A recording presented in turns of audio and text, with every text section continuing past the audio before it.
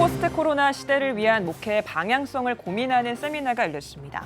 현장에서는 시대에 맞는 목회적 시각과 온라인 사역의 중요성을 강조했습니다. 평등법이 제정될 경우 교육 현장에서 동성애의 보건적 유해성을 가르칠 수 없다는 우려가 나오고 있습니다. 관련 소식 살펴보겠습니다. 한국세계선교협의회가 기자회견을 열고 인터콥을 회원에서 제명하겠다고 밝혔습니다. 인터콥 측도 탈퇴 신청서를 낸 것으로 확인됐는데요. 잠시 후에 전해드립니다.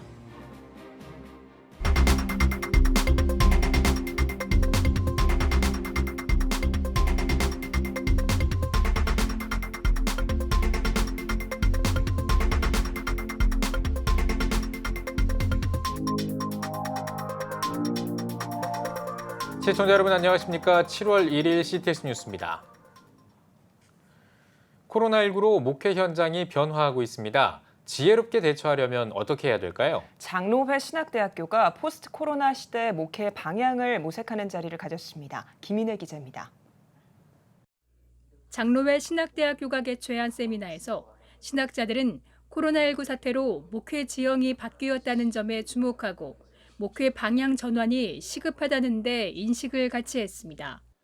포스트 코로나 시대 예배를 위해선 온라인을 최대한 활용해야 한다는 주장이 나왔습니다.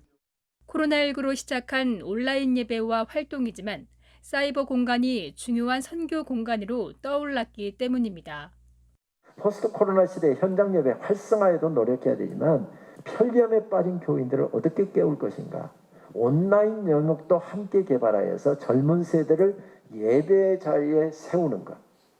전통적인 관점만 강조해서 그들을 놓쳐버리기보다는 온라인 예배 차원도 함께 개발을 해야 되는 것이 새로운 과제로 주어집니다. 특히 예배 사역은 목회자의 열정에 결정된다며 목회자들에게 디지털 리터러시, 즉 미디어 해독과 활용 능력을 요청했습니다. 또 팬데믹 상황의 목회 돌봄에 있어서 평신도 사역자들을 비대면, 대면으로 훈련시키고 소그룹을 통한 신앙의 연대를 도모할 것을 제안했습니다. 강력한 신앙의 이 힘은, 습관은 어디서 나오는가? 소구역 모임으로 강력한 연대감을 가져야 된다. 그래야 그것이 계속 반복되려면 어떻게 해야 되는가? 그거 교육을 통해서 그걸 계속 할 수 있도록 해줘야 된다. 포스트 코로나 시대의 다음 세대 교육 전략으로는 가정과 부모의 신앙교육 역할과 기능을 제시했습니다. 온라인 교육에 있어서도 부모가 자녀에게 환경을 제공하고 아이들이 스스로 교육에 참여하도록 돕는 것이 중요하다고 강조했습니다. 소위 가정과 교회 학교가 윈윈할 수 있는, 그래서 믿는 가정은 그 부모들 중심으로 자녀에게 복음을 전하는, 이것을 강건하게 하기 위해서 저는 교구도 부모 중심으로 재편할 필요가 있다. 한편 장신대는 오는 7일 미디어 리터러시를 주제로 두 번째 목회자 세미나를 진행할 예정입니다. CTS 뉴스 김인혜입니다. CTS 뉴스는 국회에 발의된 평등법에 포함된 내용 중 우려되는 일들을 짚어드리고 있습니다. 평등법이 제정되면 교육 현장에서 동성애의 보건적 유해성을 가르칠 수 없다고 하는데요. 자세한 내용은 박세현 기자가 전해드립니다. 지난 6월 발의된 평등에 관한 법률안. 29조에는 교육 내용에서의 차별 금지라는 제목으로 구체적인 항목이 명시돼 있습니다. 먼저 교육 목표나 내용에 있어 성별 등에 대한 차별을 포함하지 않도록 했습니다. 또 성별 등을 이유로 특정 개인이나 집단에 대한 혐오나 편견을 교육하지 말 것을 주문했습니다. 법안에 따르면 교육기관은 동성애의 보건적 유해성과 윤리적 비판을 교육하는 것이 금지됩니다. 에이즈와 동성애의 연관성, 학문 선교로 인한 부작용 등 동성애 관련 비판이 차단되는 겁니다. 반대로 동성애 옹호 교육을 하는 현장에는 우대조치라는 명목으로 관련 교육을 권장하게 됩니다. 교육기관의 장이 피교육자가 동등한 교육을 받을 수 있도록 편의를 제공한다는 30조가 그 근거입니다. 동성애자가 차별에 관해 피해를 호소할 경우 법적 제재를 규정해 놓은 평등법. 교육 현장에서도 피해를 최소화하기 위해 동성애 옹호 목소리만 낼 것이라고 전문가들은 예측합니다. 동성애 옹호 교육은 청소년 동성애자, 성전환자 증가를 부추길 것이라는 우려도 이어집니다. 최근 10년간 성전환을 희망하는 아동과 청소년이 30배 이상 급증한 영국. 2008년부터 18년까지 여자 청소년 중 성전환증으로 진단받은 비율이 급증한 스웨덴. 이미 교육 현장에 동성애 옹호 목소리만 남은 국가들의 전철을 한국도 밟게 된다는 겁니다. 다음 세대를 길러내는 교육 현장. 평등법으로 인해 건전한 비판의 목소리도 듣지 못할 위기에 처해 있습니다. CTS 뉴스 박세현입니다.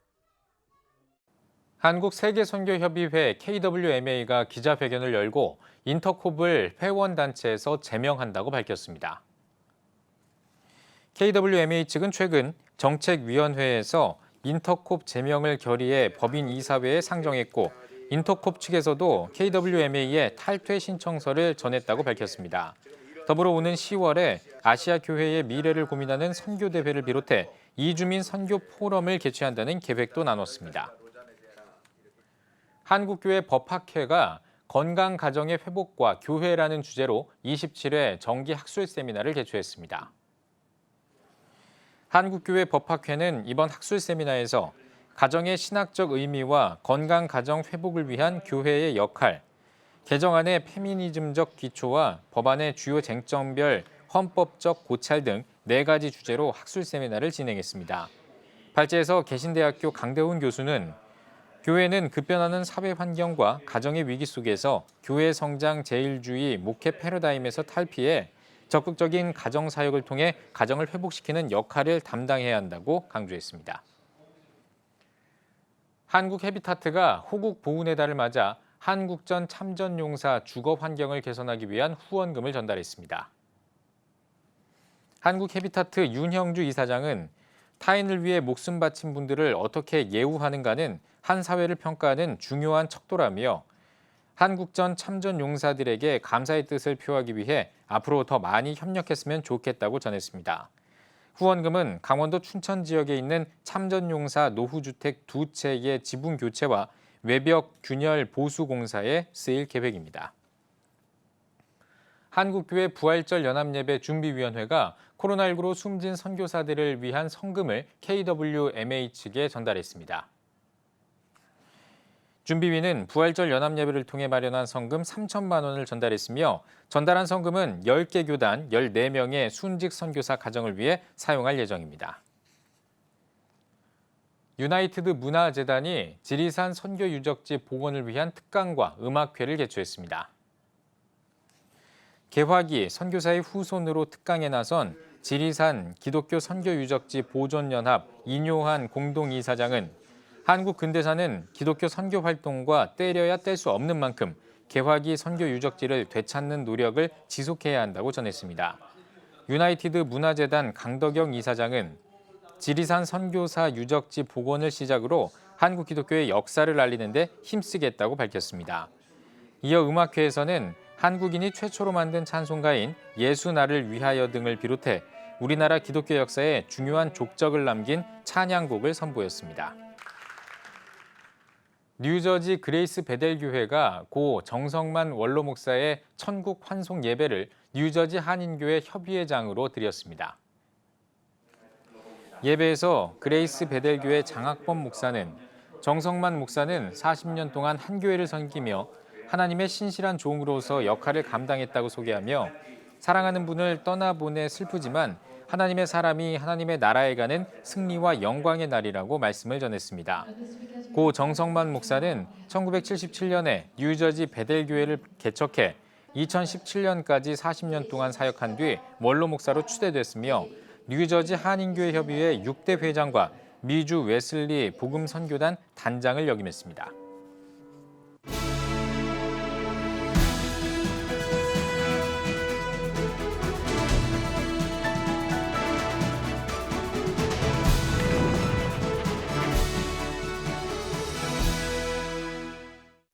인간은 소망하는 존재다라는 말이 있듯이 복음 통일을 위해서 기도하는 아름다운 우리 모두가 되자, 그런 말씀을 드리려고 합니다.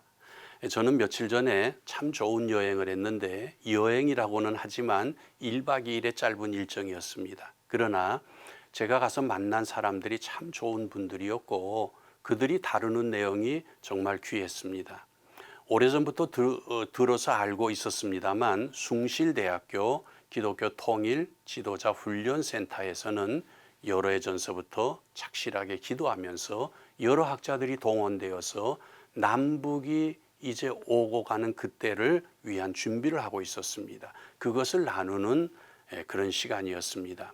그분들의 존재가 너무 귀했습니다. 한국교회는 민족의 역사의 경랑기마다 하나님이 중요한 일을 하게 하셨다. 근데 지금은 전세적으로 급변하는 때다. 이런 상황과 함께 남북과의 관계는 분명히 달라질 것이다. 이때쯤 우리 모두는 기도하면서 무언가를 선언할 필요가 있고 그것을 함께 기도하면서 나아갈 필요가 있다. 그런 내용이었습니다. 그런데요, 제가 더 감동을 받은 것은 주변 상황에 의해서 반응하는 그런 우리가 아니라 하나님 말씀 성경에서 그 동기와 목표를 가져온다는 점이 저에게는 굉장히 감동이 되었습니다. 이런 내용이었습니다. 성도들이라면 흩어져 있는 남북 우리 민족이 하나가 되는 일을 위해서 상황이 어떠하든지 간에 계속 기도해야 된다. 그렇지 못했던 우리는 참회하자. 그리고 이제 조만간에 하나님이 가져오실 그때를 향하여 가면서 그 과정으로서 우리가 무엇을 준비해야 될 것인가.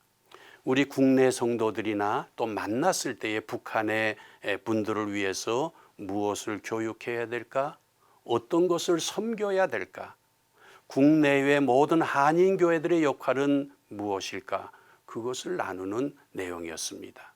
그러면서 그 모임의 후반기에는 이런 내용을 나눴습니다. 하나가 됐을 때를 상상해 보자. 복음 안에서 전 세계 속에서 우리가 어떤 운동을 하면서 움직여 나가게 될 것인가. 정말 감동이 되었습니다. 거룩한 상상력이라는 말이 있지요. 다윗이 시냇가에서 물맷돌을 고르고 있을 때 그에게는 분명히 거룩한 상상력이 움직이고 있었을 것이다. 이 돌을 기도하면서 날릴 때 하나님께서 적장을 쓰러뜨리고 그 이후에 이스라엘 백성들이 물밀듯이 들어가서 거기에 이루어질 하나님의 나라. 다윗은 그게 있었던 하나님의 사람이었고 우리의 선배들이었습니다. 사랑하는 시청자 여러분, 이제 후반기가 시작되었는데 우리도 하나님의 은혜 속에 거룩한 상상력을 가지십시다. 복음 통일을 기도하는 아름다운 우리 모두가 되십시다. CTS 칼럼이었습니다.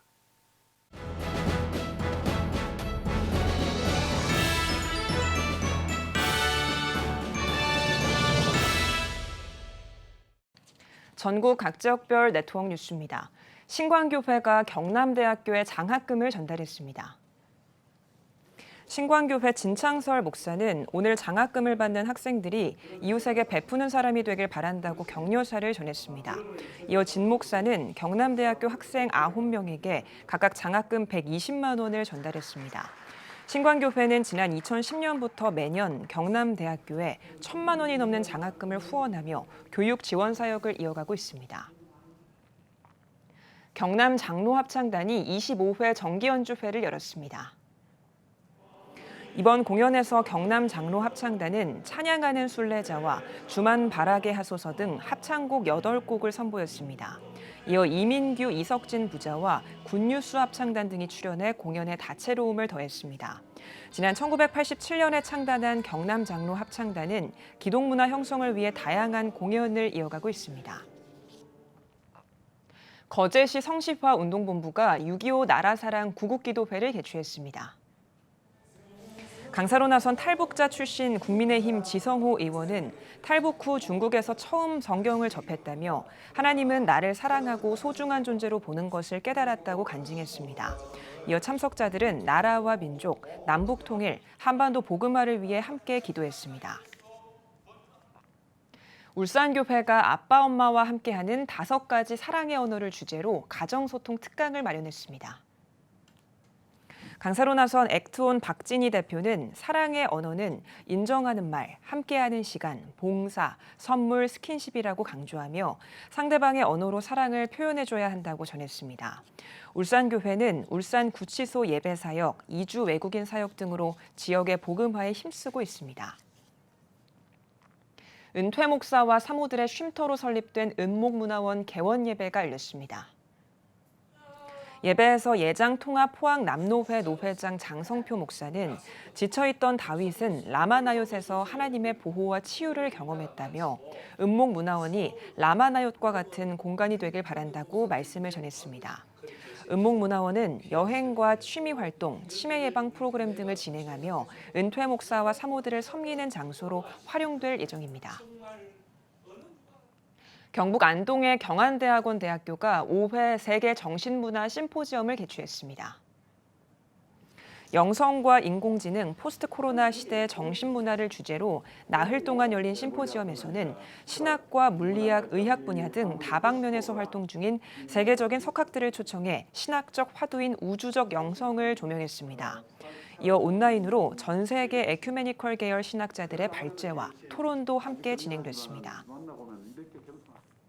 신일교회가 설립 50주년을 기념해 포럼을 열었습니다.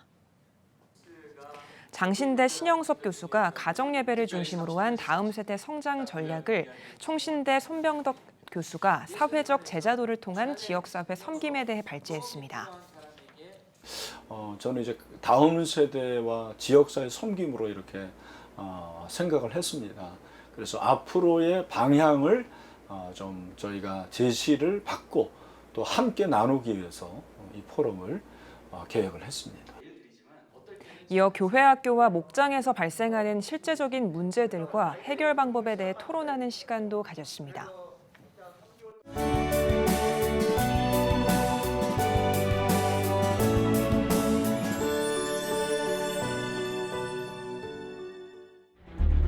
(15년간) 225조 원 투입.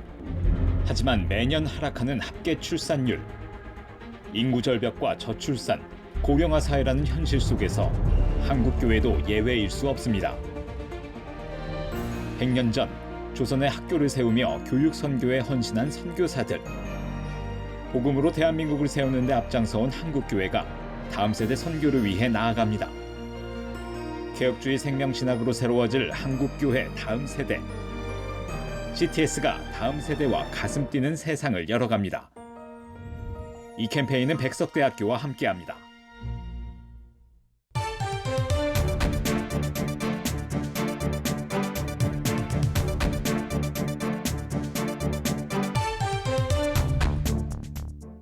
정부의 집합 금지와 예배 인원 제한 조치에도 불구하고 현장 예배가 증가했다고 합니다.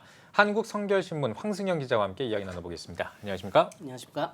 네, 코로나19가 한창 유행하던 시기에 온라인 예배보다 현장 예배를 드린 비율이 높았다는 조사가 나왔다고요? 네, 그렇습니다. 한국성결신문이 코로나 시기 주일 예배 방법에 대해 여론조사 전문기관 리얼미터와 함께 설문조사를 벌였는데요. 네. 비대면 영상 예배보다 현장 대면 예배를 드렸다는 응답이 더 많이 나왔습니다. 물론 코로나가 한창 유행하던 시기에는 현장 예배와 온라인 예배를 병행했다는 응답이 48%로 가장 높았는데요. 주목할 점은 현장 대면 예배를 드렸다는 응답이 28.5%로 온라인 영상 예배를 드렸다는 응답 18.5%보다 더 높게 나왔다는 점입니다. 이는 지난해 같은 시기의 조사와 정반대의 결과였는데요. 작년에 온라인 영상 예배가 33.4%를 차지했는데 올해는 그 비율이 절반가량으로 줄어들었습니다. 반면 현장 대면 예배가 10%가량 증가한 것으로 나타났습니다. 코로나 이후 선호하는 예배 형태에 대한 조사에서도 현장 대면 예배를 선호하는 것이 45.2%로 가장 높았으며 현장 예배와 온라인 및 영상 예배 병행이 43.2%로 그 뒤를 이었습니다. 온라인 예배로 대체해야 된다는 응답은 1.3%에 불과했습니다. 네, 뭐 세대나 직분에 따라서 이 예배 방법을 선호하는 이 선호도가 또 다르다고 들었습니다. 어떻게 나왔습니까? 네, 코로나19를 겪으면서 예배 인식에 대한 세대 간의 차이가 뚜렷하게 나타났습니다. 네. 연령층이 높을수록 현장 예배에 대한 요구가 높았으며 40대 이하는 현장 예배와 영상 예배 병행을 선호하는 걸로 나왔습니다. 세대별로 살펴보면 60%는 51.6%가 현장 예배 강화를 가장 선호했고요. 현장 예배와 영상 예배 병행은 39.6%로 응답을 했습니다. 네. 그런데 20대의 경우에 보면 정반대인데요. 67.4%가 현장 예배와 영상 예배 병행을 선호한 반면 네. 현장 예배 강화는 25.6%에 불과했습니다. 예. 만족도에서도 젊은 층은 영상 예배에 대한 만족한다는 비율이 높았고 불만족스럽다는 응답은 노년층은 반대로 불만족스럽다는 응답이 많았습니다. 예. 연령대로 보면 20대는 46.5%가 온라인 예배에 만족한다고 답했고 불만족하다는 응답은 27.9%에 불과했습니다. 예. 30대는 53.5%가 영상 예배 만족을 31.1%가 불만족으로 응답했습니다. 그런데 50대는 30.7%가 만족하다고 한 반면에 45%는 불만족스럽다고 답했습니다. 예. 60대도 25.8%만 만족스럽다고 응답했고 46.5%는 불만족스럽다고 답했습니다. 예. 예배 인식에 대한 세대 간의 인식 차이를 좁히는 노력이 필요해 보입니다. 네. 또 코로나 이후에 교회가 직면한 어려움과 가장 관심을 가져야 할 분야에 관한 조사도 있었다고요. 네, 그렇습니다.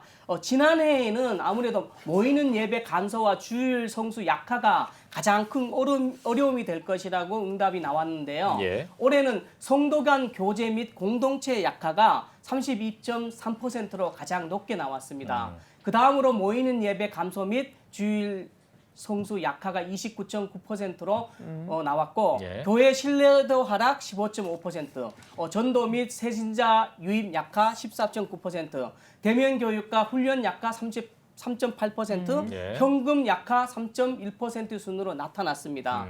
코로나19 이후 교회가 관심을 가져야 할 분야도 역시 성도들의 교제와 공동체 의식 강화라고 응답이 52.2%로 가장 많았습니다. 예. 지난해 67.7%가 택한 예배의 중요성 등 신앙 기본 인식 정립 의견에 대해서는 올해는 41.1%로 확연히 줄어들었고 교회당 중심 신앙생활에서 일상 중심의 신앙 실천 강화는 40.9%로 지난해와 비슷한 비율로 나타났습니다. 예. 네, 오늘 이야기는 여기까지 듣겠습니다. 황수영 기자 수고하셨습니다.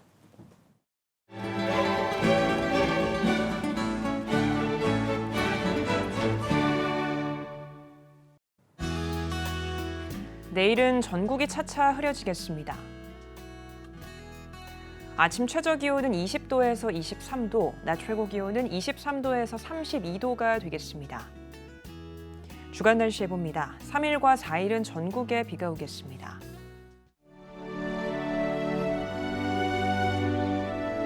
백만인 기도 운동에 새롭게 참여하신 분들입니다.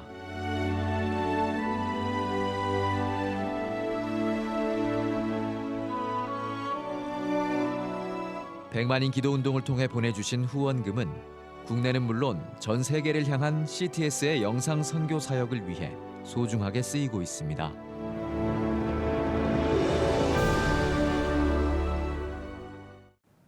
CTS 뉴스 오늘 순서 여기까지입니다. 시청해주신 여러분 고맙습니다.